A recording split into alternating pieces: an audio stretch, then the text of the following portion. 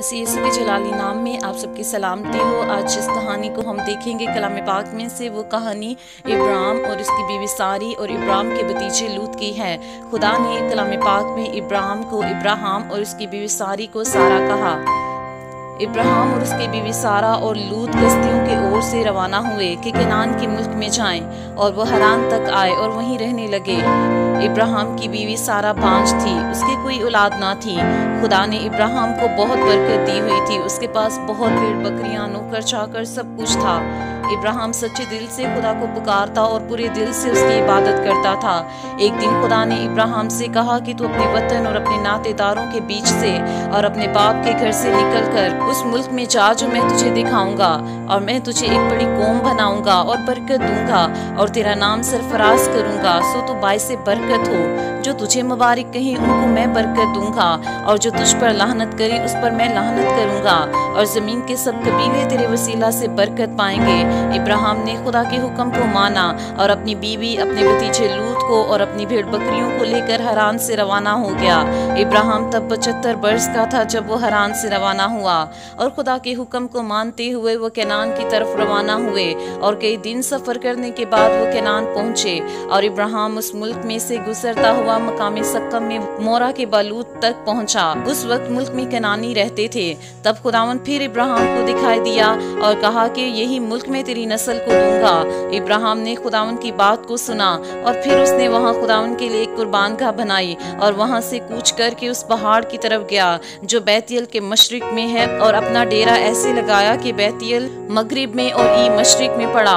और वहां फिर उसने खुदावन के लिए एक कुर्बानगाह बनाई और खुदावन से दुआ की। और फिर इब्राहिम सफर करता करता जनूब की तरफ बढ़ गया, और उस वक्त मुल्क में सख्त काल पड़ा, और फिर काल की वजह से इब्राहिम मिस्र को चला के वहां रहे। और ऐसा हुआ कि जब वो मिस्र में दाखिल होने को था तो उसने अपनी बीवी सारा से कहा कि देख, मैं जानता हूँ कि तू देखने में खूबसूरत औरत है, और यूं होगा कि मिस्री तुझे देखकर कहेंगे कि ये इसकी बीवी है, सो वो मुझे तो मार डालेंगे मगर तुझे जिंदा रख लेंगे। सो तू ये कह देना कि मैं इसकी बहन हूँ, ताकि तेरे सबब से मेरी खैर हो और मेरी जान तेरी बदौलत बची रहे। फिर वाकई जब इब्राहिम मिस्र में आया और मिस्रियों ने देखा कि सारा तो बहुत खूबसूरत है, और फराउन के उमरा ने सारा को देखकर उसकी खूबसूरती की तारीफ फराउन के हजूर भी की, और वो फराउन के घर पहुंचाई गई, और उसने उसकी खातिर इब्राहिम पर एहसान किया, और इब्राहिम को भेड़ बकरियां, गाय बैल, गधे, गुलाम, लौंडियां, ऊंट सब कुछ दिया। पर खुदावन ने फराउन और उसके खानदान पर इब्राहिम की बीवी सारा के सबब से बड़ी बड़ी बलाएं नाजिल की।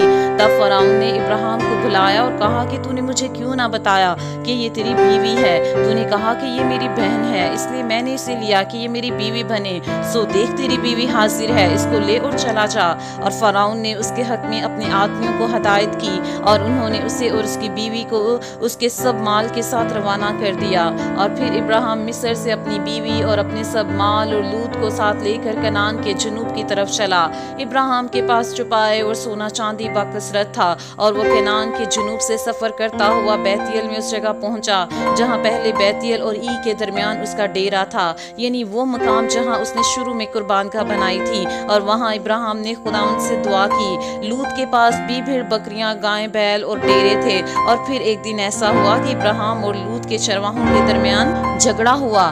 तब इब्राहिम ने लूत से कहा कि मेरे और तेरे दरमियान और मेरे चरवाहों और तेरे चरवाहों के दरमियान झगड़ा ना हुआ करे, क्योंकि हम भाई हैं। सारा मुल्क तेरे सामने है, तो मुझसे अलग हो जा। अगर तू बाएं जाए तो मैं दहने जाऊंगा, और अगर तू दहने जाए तो मैं बाएं जाऊंगा। तब लूत ने आंख उठाकर यरदन की सारी तराई पर नजर की। ये जगह खुदावन के बाग और मिस्र के मुल्क की माने खूब सैराब थी।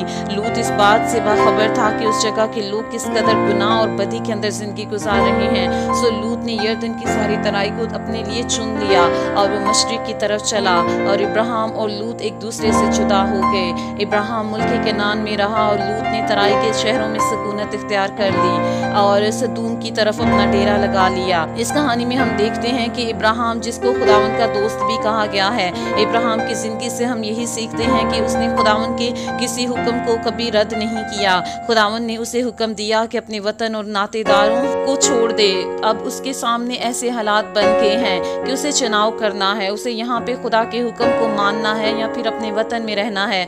पर इब्राहिम ने खुदा के हुक्म को माना और चल पड़ा। खुदा ने उसे कहा कि मैं तुझे बड़ी कौम बनाऊंगा, जबकि उसकी तो कोई औलाद भी नहीं थी। खुदा की इस बात को सुनकर भी उसने कोई क्रॉस क्वेश्चन नहीं किया और ईमान के साथ खुदा की हर बात को सुनता रहा। और जब लूत और उसके चरवाहों के दरमियान झगड़ा हुआ तो उसने इस बात को भी प्यार और मोहब्बत और सुलह के साथ हल किया। वो लूत से रिश्ते और उम्र में बड़ा था, फिर भी उसने चुनाव का सारा इख्तियार लूत के सामने रखा कि अगर लूत दहने जाएगा तो वो बाएं जाएगा और अगर लूत बाएं जाएगा तो वो दहने जाएगा। हम इस कहानी से यही सीखते हैं कि इब्राहिम खुदा के सामने बहुत वफादार था, वो ईमान में मजबूत था। इब्रानियों 11 बाब उसकी 8 आयत में हम पढ़ते हैं, ईमान ही के सबब से इब्राहिम जब बुलाया गया तो हुक्म मान कर उस जगह चला गया जिसे मिरास में लेने वाला था, और अगरचा जानता ना था कि मैं कहाँ जाता हूँ तो भी रवाना हो गया। इसलिए हमें भी खुदा के साथ वफादार रहना है और ईमान में पुख्ता होकर जिंदगी गुजारनी है और खुदा के हर हुक्म को मानना है।